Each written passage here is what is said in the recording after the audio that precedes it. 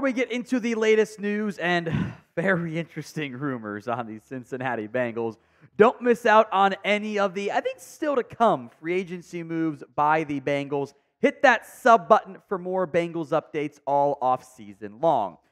Let's begin with these just bonkers Justin Jefferson trade rumors. Started kind of later last night in the afternoon and has continued into today with Diana Rossini saying it's not going to happen. So I think it mostly began with this tweet from Ja'Marr Chase. Tuesday afternoon, this will be a crazy story to tell. What is Ja'Marr Chase tweeting about? Tyler Eifert chimes in with a screenshot of the things he wants you to bet on. Sources telling me Jefferson to Cincinnati is in motion. Eye emoji. That certainly got some people very much going there as well. And then the following photos from, I am not familiar with the accounts, but it's at DPayneClain on social media, saying, sources saying the Bengals Jefferson rumors have legs. There's a dude in the community that said his girl works at Kroger. First off, it's Kroger. Why? This is such a Cincinnati thing. Stop putting an S on it. There's no S. It's Kroger. There is no S. It's not Kroger's. It's Kroger. I don't know why people do that. It drives me insane. I don't do this. It's a Midwestern thing too. There is no S. It's just Kroger. With Burrow's girlfriend, said they're deep in negotiations. He said it would be T and 2 firsts for JJ, and Burrow's going to restructure his contract so Ja'Marr and Chase and JJ would both get 3 years, $100 million. Now, I do know his girlfriend works at Kroger. That part is true. I have multiple friends who also work at Kroger because I live in Cincinnati and from Cincinnati, so people work at Kroger, you know.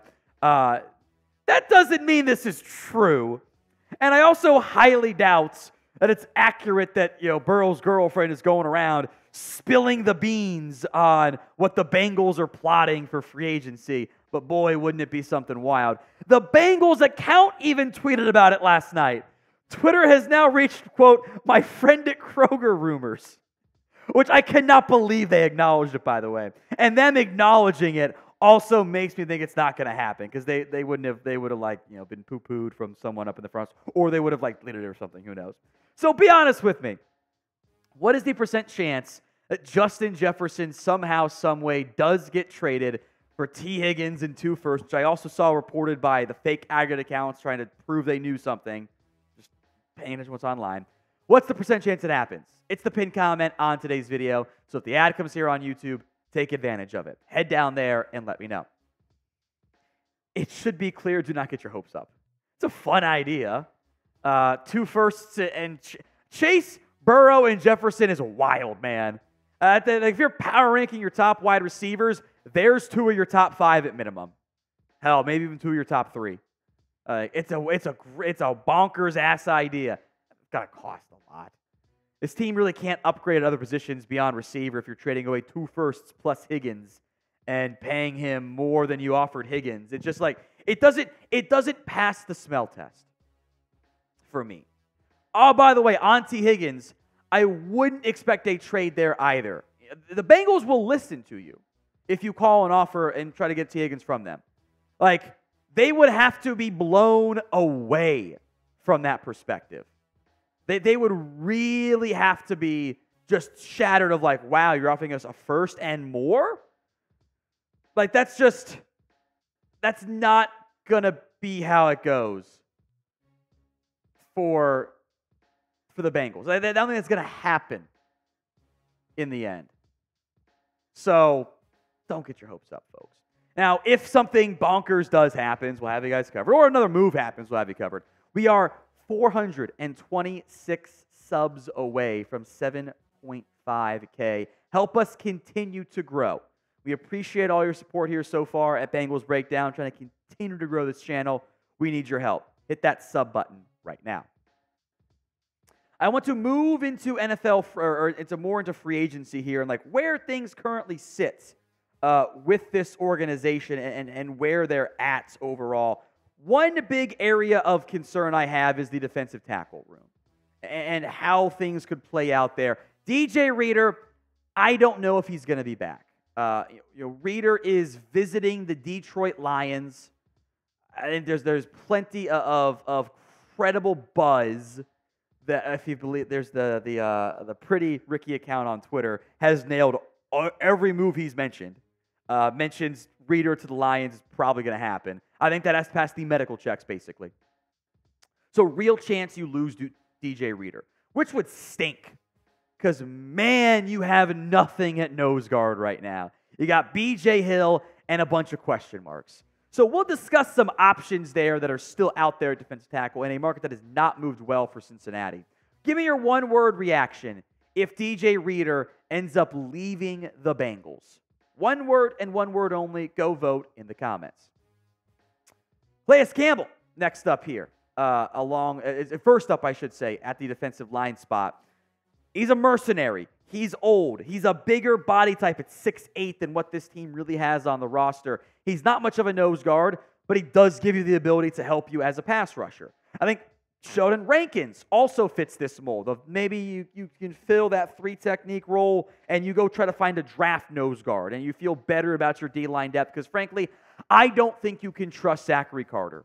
I have little to no faith in him at this stage. Jerry Tillery remains out there. He got cut. He's not very good. I don't like him all that much. A potential run stopper, not the biggest run stopper, but would be an option is Taylor Tart. Now, I think a lot of the numbers you've seen out there for the projected contract for Tart, I don't buy it. I think he's going to be much cheaper because the Bengals try to claim him. There's interest there. You could sign Tart, sign a big name we'll get to in a little bit, and still draft somebody along the defensive line. Poona Ford is a cheap run stopper. He was not great last year for Buffalo, but he's stocky as all get. He's 5'11", 310. It's a hilarious build with very short arms, but he does a good job mostly of being a run stopper there. The name to monitor is Arik Armstead. I do not know how much money he is going to get in the open market. I really don't. The Niners wanted to take a pay cut. He said, F you, I'm not doing that. Cut me. They did cut him today officially. Titans, I think, will be interested there because they want everybody. They're making big waves there. Plus, they know Rand Carthon. Other defensive tackle needy teams, like the Texans, make a lot of sense there, too. They traded away Malik Collins. They could go get him. They've made some moves as well on the defensive line.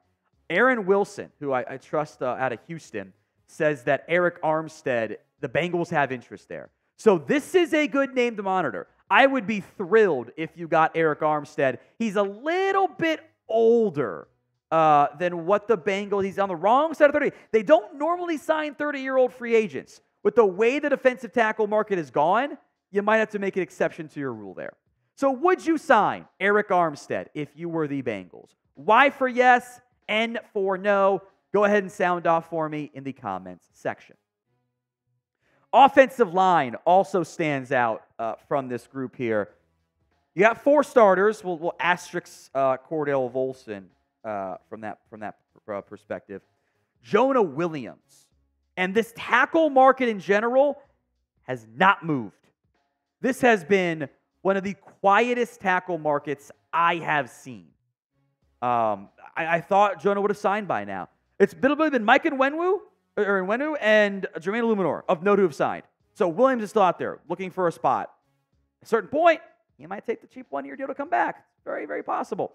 Trenton Brown, he's out there. Now he's got, I think teams want to meet with him because he kind of complained a lot in New England. I think that rubs people the wrong way nationally. Tyron Smith is still out there. Now, he was a left tackle. He's older. He did play some on the right side in 2022 for Dallas. But, I mean, you could sign Tyron Smith to a 1-year deal, draft somebody with one of your first 2 picks. Stands out. Chris Hubbard stands out. He played decently for Tennessee last year. The Browns, he's done some good stuff with in recent years. And there's a Frank Pollock connection with Mekhi Becton of the Jets. The tackle market has not really moved. And I don't love Becton, but as a stopgap option, bank it on the upside, okay. Still got to sign somebody. Josh Jones has been up and down over the course of his career. He's not a bad option either. At least a swing tackle fit for you. It's better than some of your guys. So I think if you could sign a veteran stopgap offensive tackle and get a DT, I am down to splash for Arik Armstead. a hell of a free agency for Cincinnati, even ignoring the Justin Jefferson chaosness. So name an offensive tackle who you guys want to sign. Sound off in the comments section for me right now.